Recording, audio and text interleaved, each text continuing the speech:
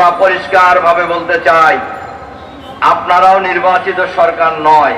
আবার যাদের কথায় আপনারা লাফালাফি করতেছেন তারাও এমন কোন দল না। তারা যদিও 5ই আগস্টের পর দেশের মালিক মালিক ভাব হয়ে গেছে তাদের, তবে একটু কমছে এখন।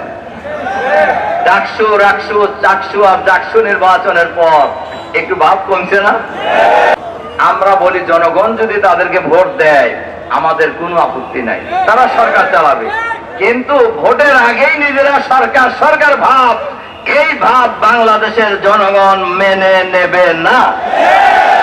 কারণ এখন যে সরকার আছে, সরকারকে বলবো জুলাই বিপ্লব যে হয়েছে এর কোনো দলের নেতৃত্বে হয় নাই, এর কোনো নেতার নেতৃত্বেও হয় নাই।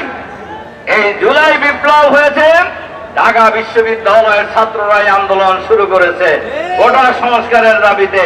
সেই দাবিতে যখন জুলুম নির্যাতন চালানো হয়েছে, পাখির মতো গুলি করে হত্যা করা হয়েছে ছাত্রদেরকে, সেই সময় বিশ্ববিদ্যালয়ের শিক্ষক কর্মকর্তা কর্মচারী, রিক্সাওয়ালা, ভ্যানওয়ালা, ঠেলাওয়ালা, সকল শ্রেণী পেশার মানুষ দল মত জাতি বর্ণ ধর্ম নির্বিশেষে ঐক্যবদ্ধভাবে প্রতিরোধ করে তোলার মধ্য দিয়ে দীর্ঘ 16 বছরের ফ্যাসিবাদী শাসনের অবসান ঘটিয়েছে। ফ্যাসিবাদী সরকার পদত্যাগ করে মামুর বাড়ি পালিয়ে যেতে বাধ্য হয়েছে।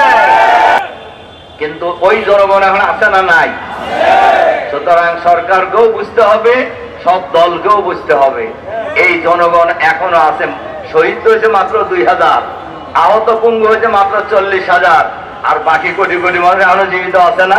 ফ্যাসিবাদের বিরুদ্ধে অতীতে যেমন বাংলাদেশের মানুষ ঐক্যবদ্ধ প্রতিরোধ গড়ে তুলেছে, আবার যদি কেউ ফ্যাসিবাদ কায়েম করতে চায় তাহলে সেই ফ্যাসিবাদের বিরুদ্ধেও বাংলাদেশের মানুষ ঐক্যবদ্ধ প্রতিরোধ গড়ে তোলার জন্য প্রস্তুত আছে। এই দেশ কারোর বাপেরও না, কোন পরিবারেরও না। এই দেশ হলো বাংলাদেশের 18 কোটি মানুষের দেশ। এই দেশ 18 কোটি মানুষের দেশ। এই দেশ কিভাবে পরিচালিত হবে এরা নির্ধারণ করবে বাংলাদেশের 18 কোটি মানুষ। আর সরকারের কাছে আমরা বলবো আইন শৃঙ্খলা পরিস্থিতি উন্নত করার জন্য জুলাই বিপ্লব হয়েছে, এখনো আমাদের বোনেরা ধর্ষিত হচ্ছে বাংলাদেশের গ্রামে গঞ্জে। জুলাই বিপ্লব হয়েছে, এখনো মিটিং এ বাধা দেওয়া হচ্ছে। জুলাই বিপ্লব হয়েছে, এখনো দলীয় করণের ভোট সরকারের মধ্য থেকে যায় নাই।